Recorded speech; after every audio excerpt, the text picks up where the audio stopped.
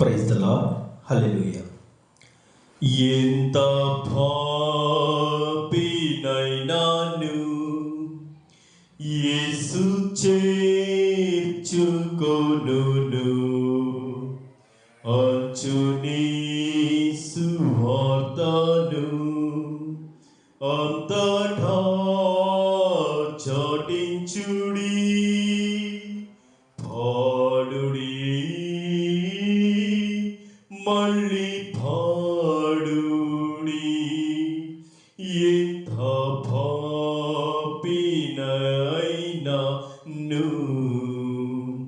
యేసు చేర్చుకొనునా,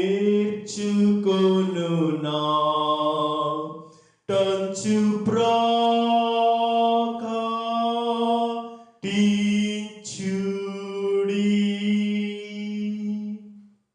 అవునండి, మన ప్రభువు ఎంత ఘోర పాపినైనా ఆయన చేరతీసి క్షమించే దేవుడు అండి మన దేవుడు క్షమాపణ గుణగలిగిన గొప్ప మహాదేవుడు. ఎంతటి పాపినైనా, ఎంత ఘోర పాపినైనా ఆయన యొద్దకు వచ్చి ఆయన యొద్దకు వెళ్ళి, నాయన నేను పాపాత్ముడను ఎప్పుడైతే మనఃపూర్వకంగా దేవుని సన్నిధిలో ఒప్పుకుంటారో తప్పకుండా దేవుడు వాని పాపములన్నింటినీ క్షమించి తప్పకుండా ఆయన వారిని సన్మార్గంలోనికి నడిపిస్తారు. ఎందుకనగా మన దేవుడు అత్యంత కృప కలిగిన మహా గొప్ప దేవుడు. అతిక్రమములు దాచిపెట్టువాడు వర్ధిల్లడు గాని దాన్ని ఒప్పుకొని విడిచిపెట్టువాడు కనికరం పొందుననేసి సామెతల గ్రంథం 28వ అధ్యాయం 13వ వచనంలో ఉంటుంది. అంత మాత్రమే కాకుండా మనము చేసిన పాపములు మరెన్నడూ ఆయన జ్ఞాపకం చేసుకోకుండా ఆయన తన వీపు వెనక ఆ పాపములన్నింటినీ ఆయన పారవేసుకున్న వాక్యం చూడండి. యెషయా గ్రంథము 38వ అధ్యాయం 17వ వచనంలో లాస్ట్ లైన్లో, నీ వీపు వెనక తట్టు నా పాపములన్నీ నీవు పారవేసితివి అనే మాట మనకు కనబడుతుందని. అనగా మరెన్నడూ ఆయన మన పాపములను జ్ఞాపకము చేసుకున్నాడు. మనం కూడా వాటిని మరిచిపోయి, అనగా మన యొక్క పాత జీవితాన్ని మరిచిపోయి దేవుని యొక్క క్షమాపణ మనం కోరుకొని దేవుడు మనల్ని క్షమించిన తర్వాత ఒక క్రొత్త జీవితంను, ఒక నవీన జీవితంను, దేవునికి ఇష్టమైన జీవితం జీవించాలనేసి ప్రభువు మన నుంచి కోరుకుంటున్నాడు. అంత మాత్రమే కాకుండా మీకా గ్రంథము 7వ అధ్యాయం 19వ వచనంలో కూడా ఒక శ్రేష్టమైన మాట మనకు కనబడుతుంది. ఆయన మరలా మన యందు జాలిపడును, మన పాపములను అణిచివేయును, వారి పాపములన్నింటినీ సముద్రపు అగాధములో నీవు పడవేతువు. చూడండి, ఆయన మన పాపములను మన ఎన్నడూ జ్ఞాపకం చేసుకున్నాడు. మన యందు మరలా ఆయన జాలిపడుచున్నాడు. మన పాపములన్నింటినీ ఆయన ఆ సముద్ర అగాధ జలంలో పడవేసి మరెన్నటినీ వాటిని జ్ఞాపకం చేసుకునకుండా మనల్ని పరిపూర్ణంగా ఆయన క్షమిస్తున్నాడు. మన దేవుడు క్షమాపణ గుణం కలిగిన దేవుడు. ఎటువంటి పాపాత్ములనైనా, ఎంత ఘోర పాపులైనా కానీ మన దేవుడు క్షమించే దేవుడుగా మనం వాక్యంలో చూస్తున్నాం. దేవుని వాక్యంలో కూడా అనేక సందర్భాల్లో కూడా మనం చూస్తున్నాం. దేవుడు పాపాత్ములను ఆయన చేరదీసినాడు. దేవుని యొద్దకు వచ్చిన వారంతా కూడా యేసయ్య తన సువార్త పరిచర్యలో పామరులు, పాపాత్ములు, మరి విద్య లేని వారు వీరే దేవుని వెంబడించి తరువాత వారు గొప్ప జ్ఞానం సంపాదించుకున్న వాక్యంలో చూస్తున్నామని. ఆయన ఒక సందర్భంలో పరిసయ్యుడైనటువంటి సీమోను ఇంటికి, అతడు కుష్ఠరోగి, పరిసయ్యుడైన సీమోను ఇంటికి భోజనానికి పిలువబడినప్పుడు ఆయన భోజనానికి వెళ్ళినాడు. మీకు మధ్య లూకా రాసిన సువార్త 7వ అధ్యాయము 36వ వచనం నుండి మరి 50వ వచనం వరకు ఈ యొక్క వృత్తాంతం మనకు కనబడతాయి. యేసయ్య ఒక పరిసయ్యుని ఇంటికి వెళ్ళాడు. సాధారణంగా పరిసయ్యులు యేసయ్యను వారు విమర్శించడానికే, ఆయనలో తప్పులు వెతకడానికే, ఆయనను ఇబ్బంది పెట్టడానికే ఆయన వెంబడించేవారు. కానీ ఈ పరిసయ్యుడు దేవుని తన ఇంటికి ఆ ఆహారం కొరకు, భోజనం కొరకు ఆయన పిలిచేట్టుగా వాక్యంలో చూస్తున్నాం మనం. యేసయ్య కూడా అందుకు సమ్మతించి ఆయన ఇంటికి భోజనానికి వెళ్ళినప్పుడు ఆ యొక్క సందర్భంలో ఆ ఇంటికి ఒక పాపాత్మురాలైన స్త్రీ వచ్చి యేసయ్య దగ్గరకు వచ్చి ఉంటున్నది. ఆమె రావడంతోనే యేసయ్య పాదాల పైన పడి ఆ పాదాలతో తన కన్నీటితో కడిగి తన తల వెంట్రుకలతో వాటిని శుభ్రపరుస్తూ పాదములను ముద్దు పెట్టుకుంటూ దేవుని తలపైన ఆ యొక్క అత్తరును పూసినట్టుగా మనం వాక్యంలో చూస్తున్నామండి. చూడండి, ఆ యొక్క స్త్రీ తన తప్పిదాలన్నిటినీ దేవుని పాద సన్నిధికి వచ్చి, నాయనా నేను పాపాత్మురాలు నాయనా తండ్రి అనేసి ఆమె దేవుని పాదము పైన పడి ఉన్నది. సాధారణంగా యూదులు భోజన కార్యక్రమం ఎలా ఉంటుందంటే, ముందు వైపు ఆ బెంచ్ ఉంటుంది, ఒక టేబుల్ ఉంటుంది, మరి వారు కూర్చోవడానికి బెంచ్ ఉంటుంది. బెంచ్కు వాళ్ళ ముందు వైపు ముందు వైపు కాళ్ళు పెట్టి వారు కూర్చోరు, కానీ వారి కాళ్ళు వెనక వైపు పెట్టి అనగా ప్రక్కగా పట్టి ఒక ప్రక్కగా వారు కూర్చుంటారు. అలాంటి సందర్భంలో ఈ పాపాత్ముడైన స్త్రీ నేరుగా యేసయ్య పాదముల ఎద్దకు వచ్చి ఆయన పాదములను తన కన్నీటితో కడుగుతూ తన వెంట్రుకలతో తుడుస్తూ పాదములు ముద్దు పెట్టుకుంటూ మరి దేవునికి అత్తరుతో ఆమె అభిషేకించడంగా మనం వాక్యంలో చూస్తున్నాం. ఇవన్నీ గమనిస్తున్న ఈ పరిసయ్యుడు ఆయన మనసులో ఒక అనుమానం బయలుదేరిందండి. చూడండి, లూకా రాసిన సువార్త 7వ అధ్యాయము 39వ వచనంలో, ఆయనను పిలిచిన పరిసయ్యుడు అది చూచి, ఈయన ప్రవక్త అయిన ఎడల తన్ను ముట్టుకొనిన ఈ స్త్రీ ఎవరియో ఎటువంటిదో ఎరిగి ఉండెను, ఇది పాపాత్ములని తనలో తాను అనుకొనెను. ఒకవేళ ఆ పరిసయ్యుడు అనుకుంటున్నాడు, ఈయన నిజముగా ప్రవక్త అయి ఉంటే, నిజముగా మెస్సయ్య ఉంటే ఈమె పాపాత్మురాలని ఆమెకు తెలియదా? సాధారణంగా యూదులు కావచ్చు, ఇశ్రాయేలీలు కావచ్చు, అలాంటి వ్యభిచార గుణం గల స్త్రీలను, పాపాత్ములైన స్త్రీలను, మరి కుష్ఠరోగులను, రక్తస్రావం కలిగిన స్త్రీలను, వీళ్ళందరినీ వారు దూరం పెట్టేవారు. వారి దగ్గర కూడా వారు రానివారు. ఒకవేళ అలా వచ్చినట్టయితే రాళ్లతో కొట్టి చంపేసేవారు. కానీ ఆయన తనలో తాను ఏమనుకుంటున్నాడంటే, ఈయన నిజముగా ప్రవక్త అయి ఉంటే ఈ విషయం తెలుసుకుంటాడు కదా, మరెందుకు ఇది గ్రహింపలేకపోయాడని తనలో తాను అనుకుంటున్నప్పుడు యేసయ్య ఆ విషయాన్ని తన ఆత్మలో ఎరిగి వెంటనే ఆయనకు పరిసయ్యునకు ఒక ఉపమానం చెప్పినాడు. చూడండి, లూకా సువార్త 7వ అధ్యాయము 40 నుంచి 42వ వచనం వరకు మనకు ఆ యొక్క ఉపమానం కనబడుతుంది. అందుకు యేసు, సీమోను, నీతో ఒక మాట చెప్పవలనని ఉన్నాను అతనితో అనగా అతడు బోధకుడా చెప్పమనెను. అప్పుడు యేసు, అప్పు ఇచ్చి ఒకరికి 2 రుణస్థులుండిరి. వారిలో ఒకడు 500 దేనారములు మరియు మరొకడు 50 దేనారములు అప్పు ఉన్నారు. ఆ అప్పు తీర్చుటకు వారి యొద్ద ఏమీ లేకపోయేను కనుక అతడు వారిద్దరిని క్షమించెను. కాబట్టి వీరిలో ఎవడు అతన్ని ఎక్కువగా ప్రేమించినో చెప్పుమనెను. ఒక మనుష్యునికి 2 రుణస్థులు ఉన్నారంట. ఒకడికేమో 500 రూపాయలు రుణపడి ఉంటున్నాడు, మరొకడు 51 దెనారములు రుణపడి ఉంటున్నాడు. ఒక దెనారం అనగా అర్ధ రూపాయి ఒక దెనారం. మరి ఆ కాలంలో ఇశ్రాయేల్ ఆ కాలంలో ఒక మనుష్యుడు ఒక రోజంతా పని చేసినట్టయితే అతనికి ఒక దేనారము అతనికి ఇచ్చేవారు. మరి అనగా 500 దేనారాలంటే 500 రోజుల పని యొక్క విలువ. మరి ఆ యొక్క యజమానుడు ఇవ్వడానికి వారి యొద్దగా ఏమీ లేకుండా ఉన్నప్పుడు అతడు వారి యందు జాలిపడి కనికరపడి వారిద్దరిని క్షమించేసినట్టుగా మనం వాక్యంలో చూస్తున్నాం. యేసయ్య చెప్తున్నాడు.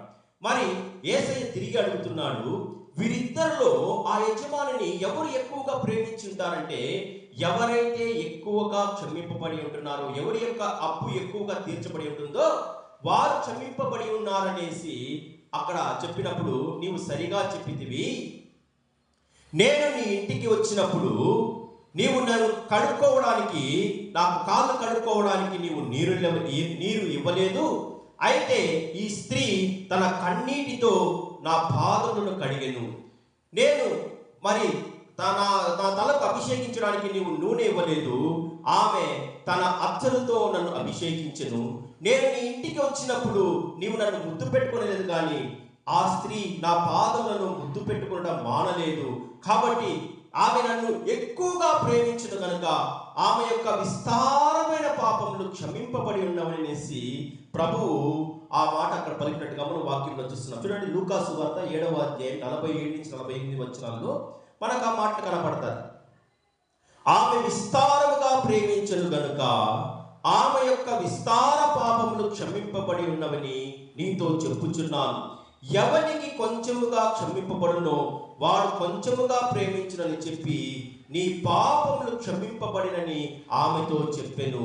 వెంటనే యేసయ్య ఆ స్త్రీ వైపు తిరిగి, అమ్మా, నీవు విస్తారంగా నన్ను ప్రేమించినావు, ఇదిగో నీ విస్తార పాపములన్నిటినీ క్షమించుచున్నాను, నీ పాపములు క్షమింపబడి ఉండననేసి ఎప్పుడైతే ఆ స్త్రీతో యేసయ్య చెప్పినాడో, మరలా అక్కడ ఉండే వారందరూ కూడా పరిసయ్యులు కావచ్చు, చుట్టూ ఉన్న జనమందరూ కావచ్చు, వెంటనే మరలా వారు ఇబ్బంది పడసాగారు. ఏమని అంటే, పాపములు క్షమించుటకు దేవునికి తప్ప మరెవరికి అధికారం లేడు, ఇతడు దేవదూషణ చేయించున్నాడు, పాపమును క్షమించడానికి ఇతడెవడనేసి వాళ్ళ మనసులో అనుకుంటుండగా అక్కడ అంటున్నాడు యేసయ్య. చూడండి, లూకా సువార్త 7వ అధ్యాయము 49-50 వచనాల్లో, అప్పుడు ఆయన కూడా భోజన పంక్తిని కూర్చుంటున్న వారు పాపమును క్షమించుచున్న ఇతడెవడని తమలో తాము అనుకునిరి.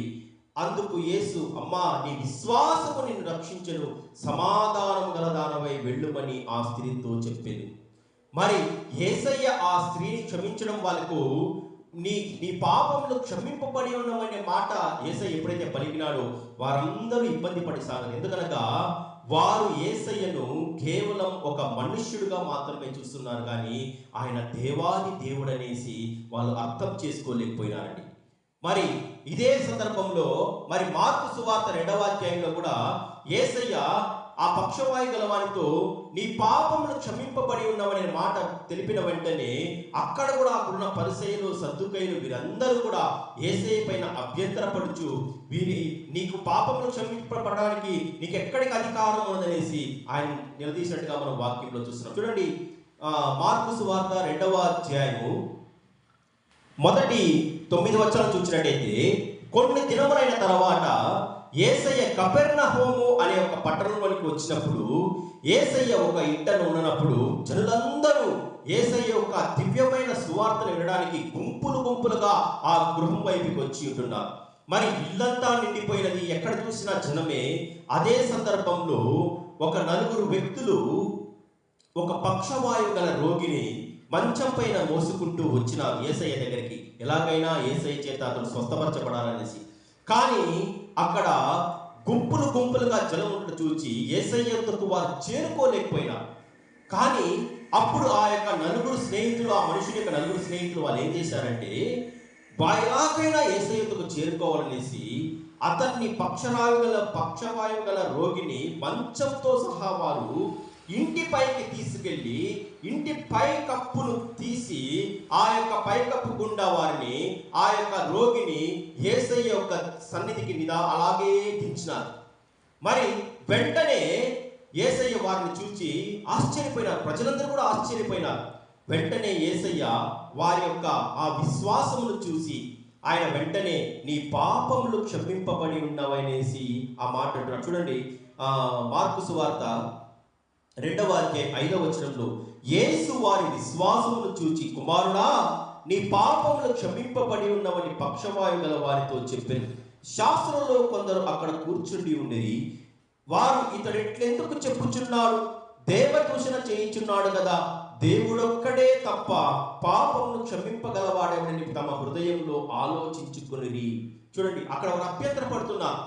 ఆ యొక్క పక్షవాయు గల రోగితో యేసయ్య నీ పాపములు క్షమింపబడి ఉన్నవనే మాట పలకగానే వీరు అభ్యంతరపడుచు, దేవుడు ఒక్కడే తప్ప పాపములు క్షమించడానికి మరెవ్వరికి అధికారం లేదు, ఇతడు దేవదూషణ చేయించున్నాడనేసి వారు తమలో తాము సనుకున్నప్పుడు యేసయ్య దాన్ని ఆత్మలో గ్రహించి వారు తమలో తాము ఇలాగ ఆలోచించుకున్నట యేసు వెంటనే తన ఆత్మలో తెలుసుకొని, మీరు ఇలాంటి సంగతులు మీ హృదయంలో ఎందుకు ఆలోచించుకొనుచున్నారు, ఈ పక్షవాయు గలవానితో నీ పాపములు క్షమింపబడేవని చెప్పుట సులభమా, నీవు లేచి నీ పరుపెత్తి నడుమని చెప్పుట సులభమా, అయితే పాపములను క్షమించుటకు భూమి మీద మనుష్య కుమారునికి అధికారము కలదని మీరు తెలుసుకోలేమని చెప్పినాడు.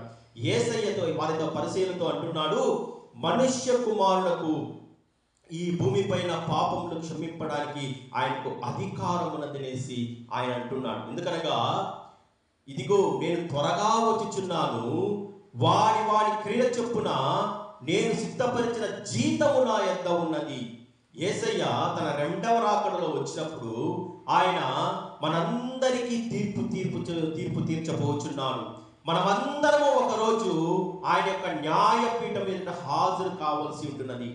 ఆయన మీకు మత్తయి రాసిన సువార్త 24, 25 అధ్యాయం చూసినట్టయితే ఆయన తీర్పును గురించిన ఆయా సంగతులన్నీ మనం చూస్తున్నాం. అవన్నీ చెప్పడానికి మనకు సమయం లేదు, కానీ మీరు మత్తయి రాసిన సువార్త 25 అధ్యాయం చదివినట్టయితే ఆ యొక్క కుడి వైపున గొర్రెలను ఎడమ వైపున మేకలను ఆయన ఉంచి తీర్పు తీర్చబోచున్నాడు.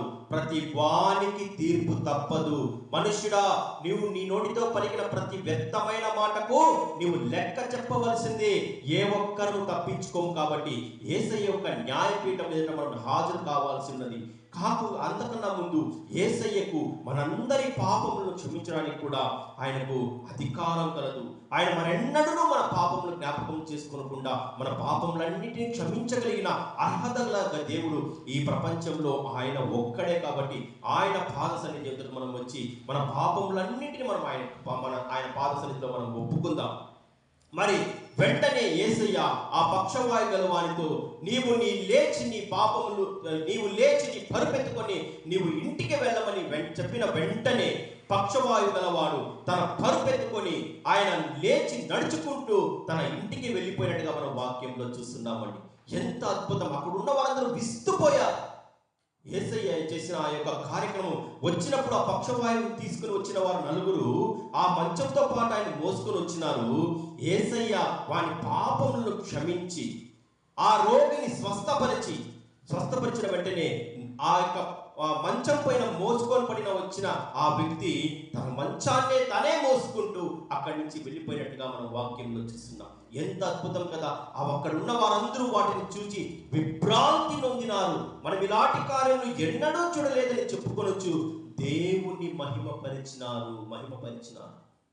అనగా యేసయ్య మన పాపములను క్షమించడానికి ఆయన సిద్ధంగా ఉంటున్నాడు. ఒకవేళ మన జీవితాల్లో జరిగే ప్రతి ఒక్క ఆ అనివార్య కార్యక్రమాలు కావచ్చు, మరి మన యొక్క నష్టాలు కావచ్చు, మన యొక్క అనారోగ్యాలు కావచ్చు, మన పాపములే కారణమేమో కదా. మనము కూడా దేవుని సన్నిధికి వచ్చి ప్రభువా నా పాపములను క్షమించు అని దేవుని సన్నిధిలో వేడుకున్నప్పుడు మన పాపములను ఆయన క్షమించిన వెంటనే మన యొక్క స్థితి కూడా మార్పు చెందడానికి అవకాశం ఉన్నది. కాబట్టి దేవుని యొక్క ఆ క్షమాపణ గుణాన్ని మనము నేర్చుకుందాం. మరొక విషయం ఏమనగా ప్రభు మనకు తెలియజేస్తున్నది ఏమనగా, నేను మిమ్మల్ని క్షమించి ఉన్న ప్రకారము మీరును ఒకరిని ఒకరు మీరు క్షమించుకొనుడి. చూడండి, మీకు కొలస్సీ పత్రిక 3వ అధ్యాయం 13వ వచనంలో ఈ మాట తెలియజేస్తున్నాడు. ఎవడైనాను తనకు హాని చేసినని ఒకడు అనుకునే నెడలా ఒకరినొకడు సహించుచు ఒకరినొకడు క్షమించుడి. ప్రభువు మిమ్మల్ని క్షమించులాగున మీరును క్షమించుడి. మీరు ఒకరినొకరు మీరు క్షమించుకునండి. మనము కూడా ఒకరిని ఒకరిని క్షమించుకుందాం. మనకెవరైనా ఒకవేళ ద్రోహం చేసినట్టయితే కూడా వారిని క్షమిస్తాం. ఒకవేళ మనం ఎవరికైనా ద్రోహం చేసినట్టయితే మనము వెళ్ళి క్షమాపణ అడుగుతాం. రెండు చేయాలి. ఒకరిని మనం క్షమించాలి. మనము ఎవరికైనా తప్పు చేసినట్టయితే వారిని మనం క్షమాపణ కూడా అడగాలి.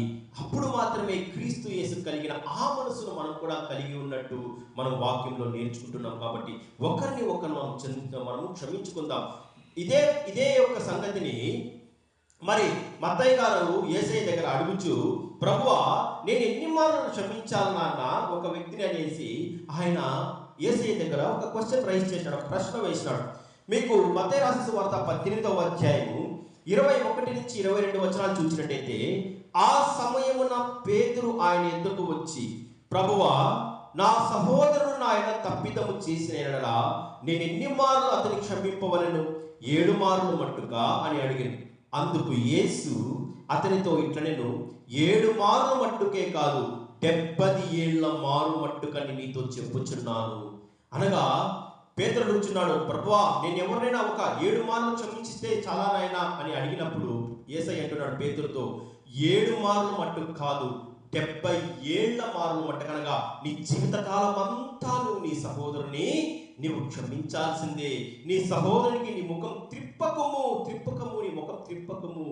అతనికి నువ్వు క్షమాపణ అడుగుము, నీవు క్షమించుము, క్షమాపణ గుణం కలిగి మీరు జీవించాలనేసి ప్రభువు మన నుంచి కోరుకుంటున్నాడు. అందుకే కదండి మనం ప్రతిరోజు ప్రార్థన చేసుకుంటాం. పరలోక ప్రార్థనలో మా అపరాధములు నీవు క్షమించిన ప్రకారము మేము మా ఎడల చేసి ఉన్న వారి అపరాధములు క్షమించిన ప్రకారము మా అపరాధములు నీవు క్షమించమని, అనగా మా ఎడల ఎవరైనా అపరాధములు చేసినట్లయితే వారిని మేము క్షమించిన ప్రకారం మా అపరాధములు కూడా తండ్రి యేసయ్యా నీవు క్షమించిన ఆయన అనేసి ఎప్పుడైతే మనం ప్రార్థన చేస్తామో మన దేవుడు మన ప్రార్థన విని మనల్ని క్షమించే దేవుడుగా ఉంటున్నాడు. కాబట్టి నా ప్రియ సహోదరులారా, మనము కూడా మన జీవితంలో ఇతరులతో ఎవరితోనూ వ్యాజ్యం పెట్టుకోకుండా, ఎవరితో మనం పగ ప్రతీకారాలు పెట్టుకోకుండా మనము కూడా దేవుడి సన్నిధిలో దేవుడు మనకు నేర్పించినట్టు మనం ఒకరిని క్షమిద్దాం. మరియు మనడలా ఎవరైనా తప్పు చేసినట్టయితే వారిని క్షమిద్దాం. మనం ఎవరికైనా తప్పు చేసినట్టయితే వారిని మనం క్షమాపణ కోరుకుందాం. అటువంటి గుణాన్ని మనం కలిగి ఈ లోకంలో జీవించడానికి ప్రభు మనకు సహాయం చేయనుగాక. ఆమేన్. Praise the Lord. హల్లెలూయా.